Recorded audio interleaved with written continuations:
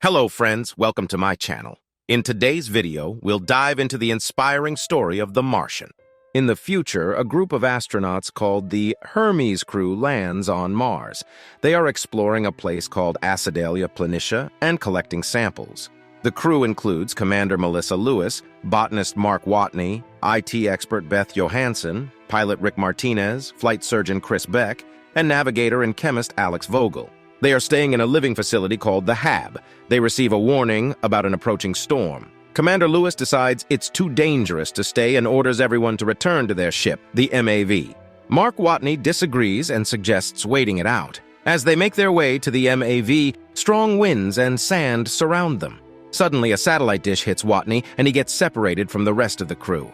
Commander Lewis tries to find him, but the storm makes it almost impossible. In the end, they have no choice but to leave without Watney and lift off from Mars. Back on Earth, the director of NASA, Teddy Sanders, holds a press conference and sadly announces that the crew of the Hermes made it back to space, but Mark Watney was left behind and is presumed dead. Meanwhile, Watney wakes up on Mars after the storm has passed. He realizes his oxygen is running out quickly, so he hurries back to the habitat station. He has been injured by a sharp object that got stuck in his tummy. In a painful procedure, Watney removes the sharp object and staples his wound shut. Feeling alone and unable to contact Earth or his crewmates on the Hermes, Watney records a video log. He explains that the next manned mission to Mars is 4 years away, and he only has enough food for about a year, or a little longer if he rationed it. So Watney decides he must find a way to grow food on Mars, even though it's a planet where nothing grows. Thankfully, his background as a botanist gives him hope, and he comes up with a plan to grow potatoes. At NASA in Houston, Texas, Director Sanders comes back from a memorial service held for Mark Watney.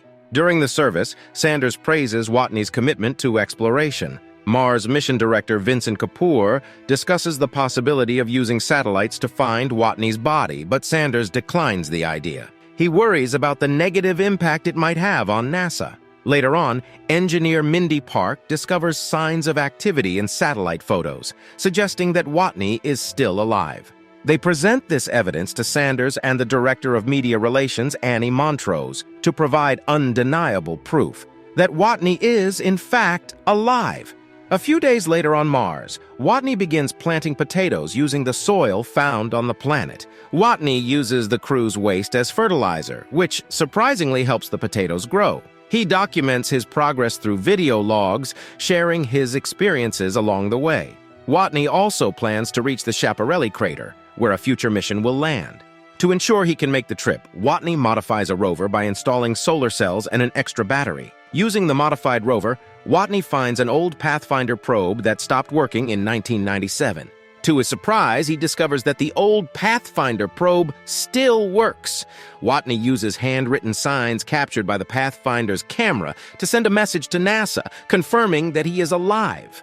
At the Jet Propulsion Lab, JPL, Kapoor and his team restore another Pathfinder and establish communication with Watney. At first, they rely on visual signals such as yes and no signs to exchange information. Watney then draws a clock on the ground, allowing NASA to guide him on hacking the rover's system for text message communication. When Watney finds out that the crew of the Hermes spacecraft doesn't know he's alive, he expresses his frustration. His story becomes widely known all around the world through media coverage and the sharing of his recorded video logs. His conversations with NASA are documented, and he takes a picture of himself in a spacesuit. But the PR director isn't happy because his face is covered by the helmet. On their way home, the crew of the Hermes spaceship receives news from Henderson, the flight director. He informs them that Watney is alive and explains that NASA intentionally kept them in the dark to keep them focused. The crew experiences a mix of anger and guilt, but they understand that Watney doesn't blame them because they had no idea he was alive. NASA figures out that they can reach Watney right before his food runs out, but there's not much margin for error. Back on Mars, something unexpected happens. The airlock of the habitat suddenly explodes, causing damage to Watney's helmet. He quickly fixes it with duct tape and heads back inside the habitat. However, he finds out that his potato crop is frozen, which means less food for him. He calculates that he can survive for about 300 days if he carefully manages what he has left. NASA and JPL are in a rush to send a resupply probe to help Watney. but it goes wrong and explodes after liftoff because routine checks were skipped. In China, officials see the explosion and offer their advanced rocket technology to help NASA. They think NASA might not know about their secret program and decide to contact them to offer support and promote international scientific cooperation. A clever scientist named Rich Purnell comes up with a rescue plan for Watney. He suggests using the Hermes spaceship, which is returning to Earth, to gain speed by flying around our planet and then heading back to Mars. The Chinese rocket will provide supplies for the extended journey. However, NASA's Sanders rejects the plan because he's worried about the crew's safety and the mission's delay. Secretly, Henderson sends the plan to the crew, and they understand that NASA said no. They believe that if they go back to Mars, they could face serious consequences. Nevertheless, they all agree to go back for Watney. Johansson hacks the Hermes computers to prevent NASA from taking control, and they change course. Sanders is very angry with Henderson because he thinks Henderson sent the plan to Hermes. Henderson doesn't say whether he did or not. Sanders cares a lot about NASA's image and budget, but he asks Henderson to quit after the mission. Sanders is then forced to announce that NASA is indeed sending the Hermes back to Mars to rescue Watney. After 7 months on Mars, Watney's condition gets worse. He becomes thinner, grows a beard, and his teeth start decaying. He makes a video log where he asks Commander Lewis to let his parents know what happened to him. Watney packs up the rover and leaves the site where he spent 461 Martian days. He's heading towards the spaceship that arrived on Mars earlier. It's a difficult journey of 3,200 kilometers through a lonely and empty Martian landscape. Watney takes breaks every day to rest and charge the rover's batteries. While traveling, he thinks about the legal status of Mars, imagining himself as a fun space pirate. He's excited to be the first person to see the incredible Martian landscape up close. After the Hermes spaceship completes its journey around Earth and collects the supplies they need, they head back to Mars. Everyone around the world anxiously watches, but there's a 12-minute delay in communication, so they can't help in real time. Watney needs to make the spaceship lighter by 5,000 kilograms so it can reach the orbit of the Hermes. He gets rid of seats, navigation systems, and the front hatch, replacing it with a protective sheet. Martinez operates the spaceship from a distance and launches Watney into space. However, the spaceship falls a bit short of reaching the Hermes. Vogel comes up with a plan to slow down the spaceship by using a homemade explosive made of sugar and oxygen.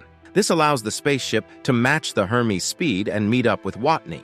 Commander Lewis tries to reach Watney using a special suit and a long line, but she can't get close enough. So Watney helps by pushing himself towards her using the air escaping from his damaged glove. The crew members then use the line to pull them both in. Lewis informs NASA that they have successfully saved Watney, and people all around the world celebrate this incredible rescue. Back on Earth, about a year later, Watney starts a new job as a teacher for people who want to become astronauts. He tells them all about how he survived on Mars, including the unusual way he used his waste to help grow food. He encourages future astronauts to be brave and face challenges directly, finding solutions to problems to stay alive in difficult situations. After the main story ends, while the credits are rolling, we get to see what happens to the characters in the future.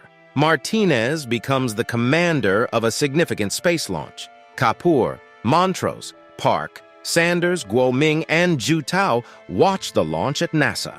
Henderson enjoys his retirement and spends time playing golf with his son. Commander Lewis watches the launch with her husband. Vogel gets to spend time with his family. Beck and Johansson, who are married now, watch the launch from a hospital room with their brand new baby.